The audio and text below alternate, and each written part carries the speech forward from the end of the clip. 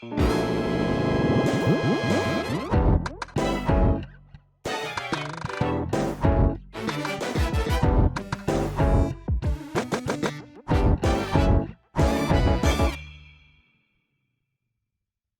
さんこんばんは。フォーラム8プレゼンツ玉木のスポーツジャーナリズムの時間がやってまいりました。MC のスポーツライター小崎です。このチャンネルはスポーツ文化評論家玉木正之を送る既存メディアとは異なる視点でスポーツの真の問題点を取り上げ考える番組です。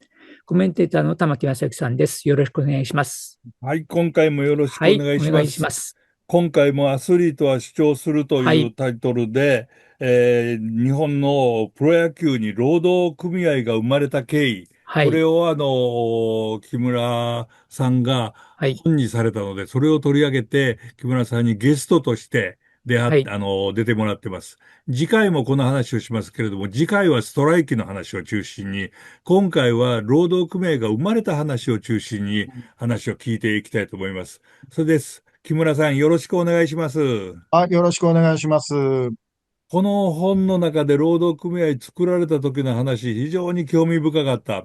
といううん、のは、ずーっとこれ秘密裏に進んでるんですよね。表に、そうですね。はい。表にうん、出すなというようなアドバイスをする人もいたし、表うん、に出たらダメうん、だと。で、なぜダうん、メなのかって言ったら潰されるわけですね。これ、そうですね。要するにプロ野球の中では、労働組合を作らせないでおこうという圧うん、力が相当あったわけですね。で、そうん、の中で中畑清といううん、男が、うん、一人結構動くんですよね。うこのん。彼の、果たした役割っていうのはかなり大きいみたいですね。木村さん、どうですか？やっぱりこれはもう創設者として、ここから始まったと言っても過言ではないですよね。おー、いわゆる東京都労働委員会、トロイに、はい。申請を出して、うん、これはもうトロイの方も驚くんですよ。ここまでプロ野球選手ってのは自由がなかったのかと。うん、うん、傍から見ていると本当に高い年俸をもらって恵まれた生活をしているように見えるんですけども、はい、拘束時間はあまりに多いし、はい、で、一方的に解雇されても、それをアプローチしていくような窓口もなければ、はい、さらに言うと、言ってみればもう、職業選択的な自由もない。はい、で、飼い殺しにされてしまったら、他の球団へのえ折衝や交渉もできないと。はい。だからこれに対して、じゃあどういう形で、抗っていけるのかっていうときに、うん、やっぱり労働組合しかない。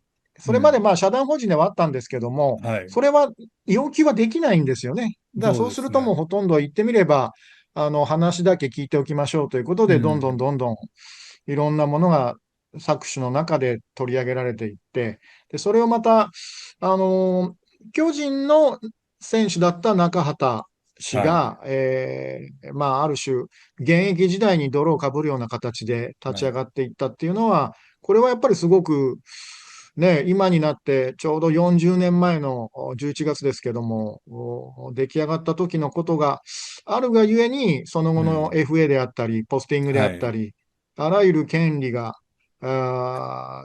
選手が享受できることになって、メジャーにうん、も運ばれていったという、それはやっぱりそうですね。知っておくべきじゃないかと思うんですよね。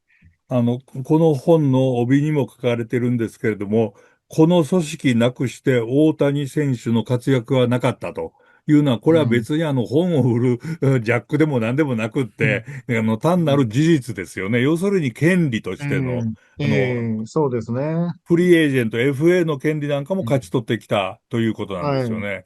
で、それそうですね。を表に立ったら潰されるから秘密裏にどんどん進めたときに、うん。助けてうん。くれた人が二人いるっていうのが面白かっはい。て、で、一人は、なるほど。長谷川じっちゃんと言われている、長谷川はい、実夫はい。さんという、はい、巨はい。人の代表を務めたはい。方、うん。これは読売新聞の社会部の部長だった方ですよね。そうそれでもですね。もう一人は酒井康之さんで、この方は私もよく存じ上げていて、よく、何度も話した方なんですけれども、こうん。の酒井さんは、一番最初はロッテの時から始まるんですかね。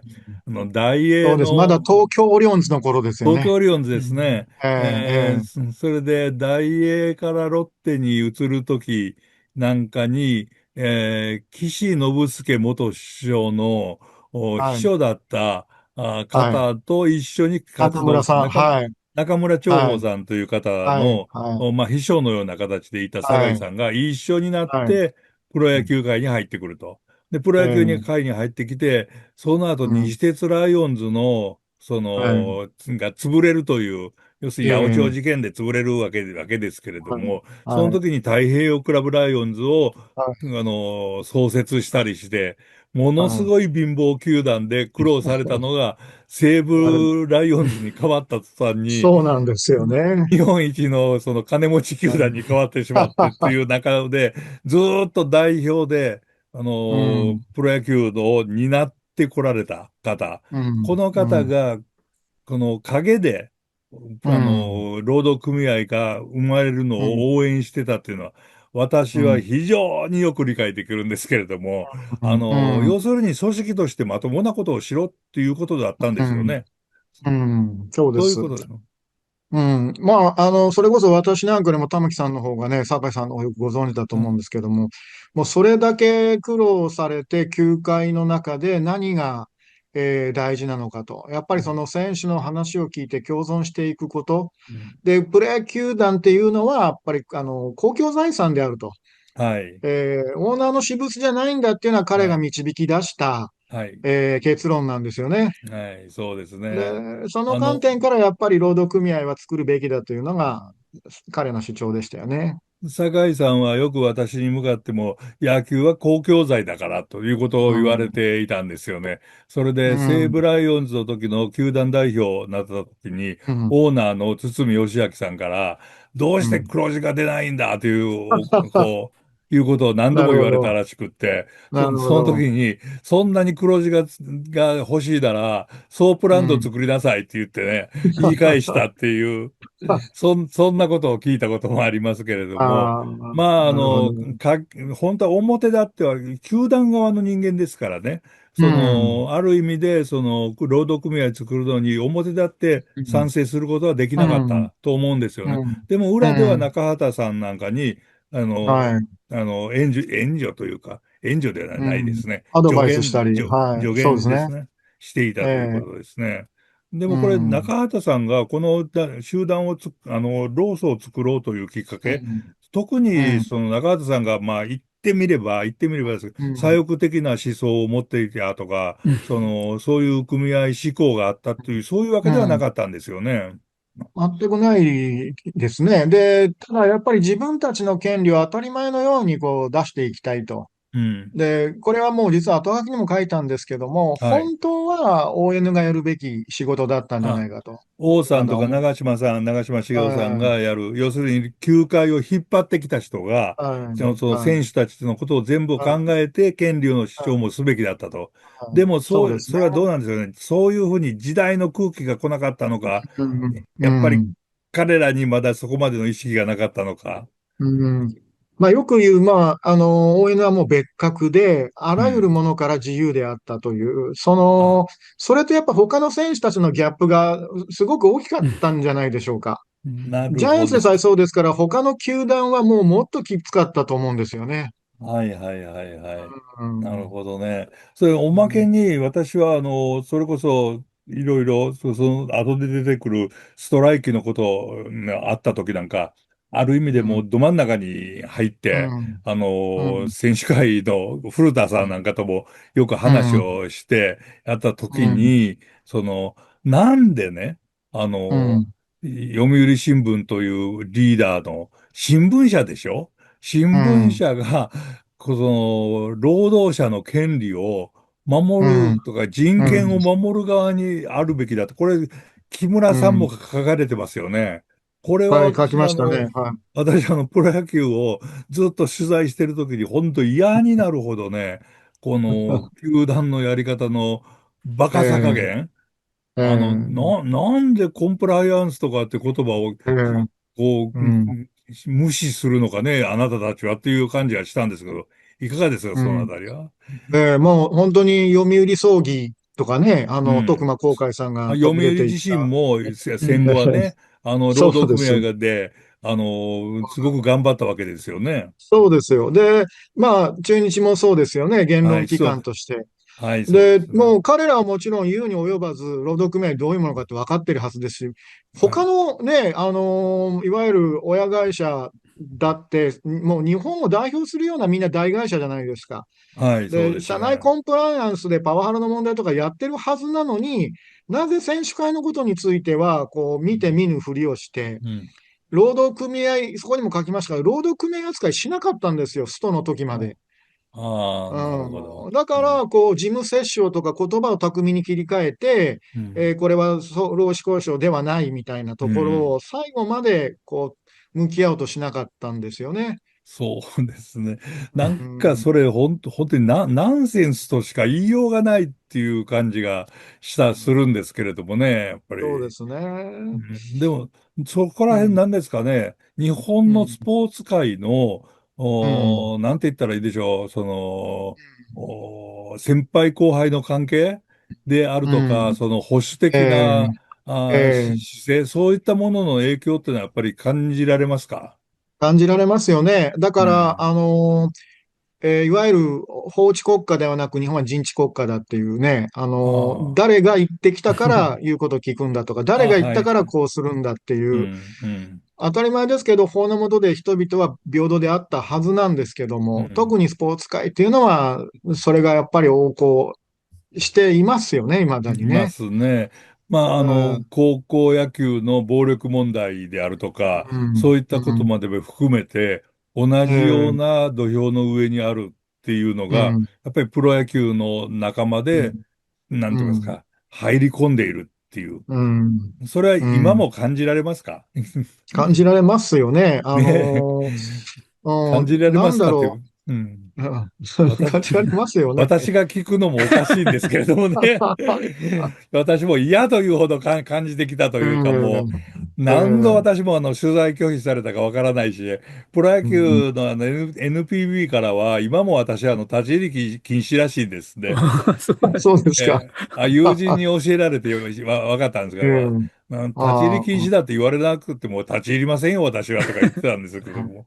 なるほそういうど。ことをなんかもう平気でやるっていうのがおかしくって、うなんん、でかなっていうか、うん、うまあそんなん、中で、その先ほど言われた、元西武ライオンズの代表の酒井さんであるとか、その読売新うん、聞社の社会部長だった長谷川さんであうん、るとか、要するに組うん、織に対する理解のある人も、この労働うん、組合が、裏で、このできるはい、ことを助けたということ。うん、これはやっぱそうですね。り偉大というか、まあ、うん、素晴らしいことでしたね。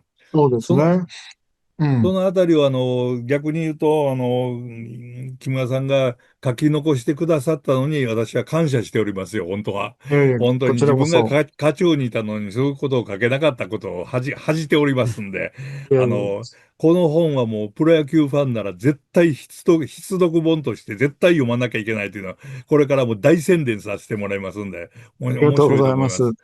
これ、はい。まあ、今回は、プロ野球のその労組が生まれたっていうことうの、ん、うん、を中心に話聞いてるんですが、最後にうん、もう一人非常に大事な人物うん、がいて、それは野茂うん、英雄さんであるというこはい、とですよね。うん、で、私はも野茂さんとはよく何度も話したときに、い、うん、野茂さんが、ロサンゼルス・ドジャースに行った時は、うん、ちょうどストうん。ライキの時だったんですよね。そうです、そうです。はい。ほんで、そうです。野茂さんはもう、それこそ、